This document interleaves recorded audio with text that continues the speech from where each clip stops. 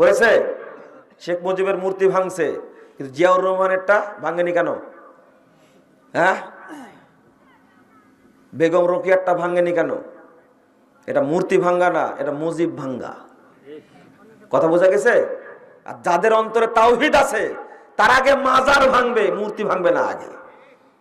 আমরা তালেবান না, তালেবানরা সব মূর্তি ভাঙছে, কিন্তু মাজার গুলো সুন্দর করে সাজাইছে। আবার মূর্তি পূজারী ওরা।